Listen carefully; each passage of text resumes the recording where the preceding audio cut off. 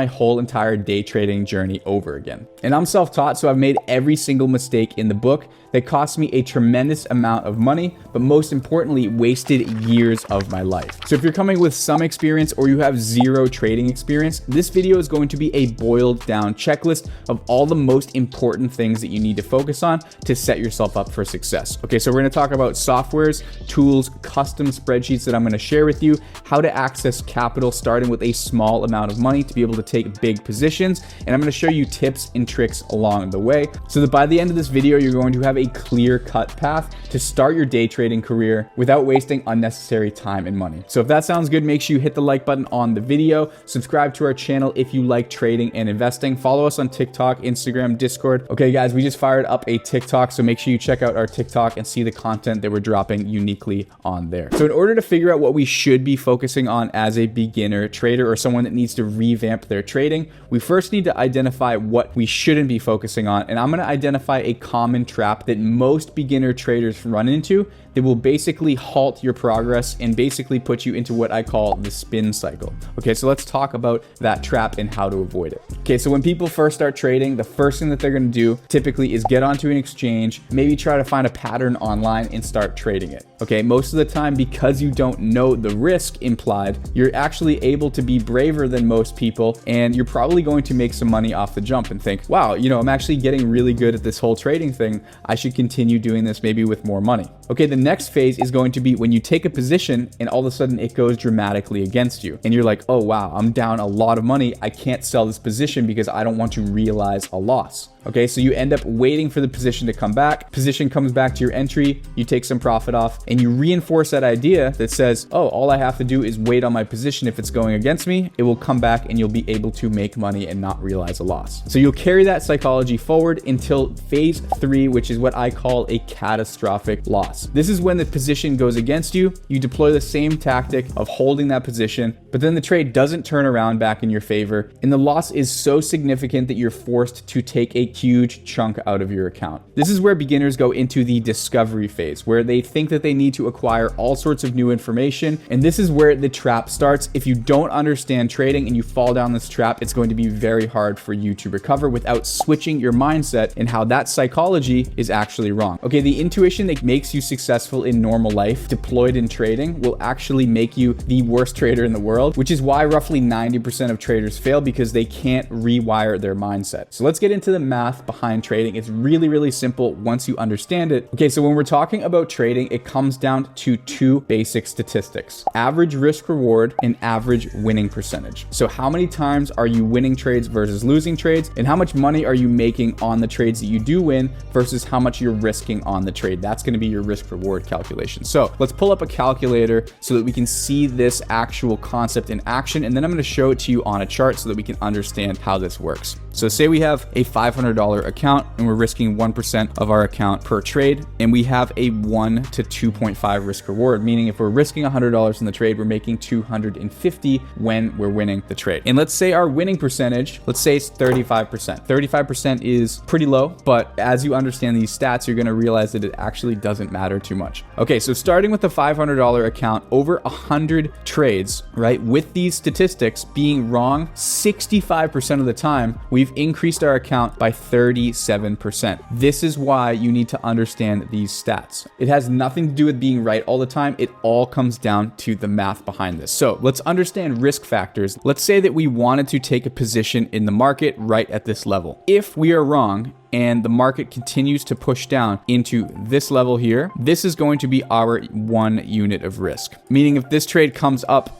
and hits this level, we're going to be making 3 risk factors, which is going to give us a $300 profit if we're risking $100. That's what we mean by risk reward. So if we know that this can happen 35% of the time, we can be wrong 65% of the time and still grow our account by 37%. As humans, we're wired from children to be taught that being wrong and losing money are 2 behaviors that need to be corrected. What we teach to our premium students is the fact that when you're taking trades, the risk that you're putting on the table table, as long as it's uniform and contained, is simply opportunity cost to get into the market to be able to exploit this exact edge. Okay, so as you become a better trader, say you're 50% win rate, so you're right about your trades half the time, look at the profit potential that you can make even on a small account. And something that I always emphasize with my premium team is the fact that it's really about generating a consistent process with a small amount of money. If we can make 156% with a $500 account, I'm going to show you this a little bit later in the video, but with leverage, we're going to be able to use $50,000 pretty easily, starting with, $500 account, right? So if we're confident in our process and we run this calculation over 100 trades, you can profit $65,000. So say we're taking 100 trades over that period. Say we can take 2 trades a day. That's going to be 50 days. So if we divide that over 50 days, if we're following the stats, we're averaging $1,300 per trade. And this is the exact concept that I deploy when I'm able to make $2,000, $3,000, $4,000 on each trade that I'm taking. It's about mastering a small process and then figuring out how to scale that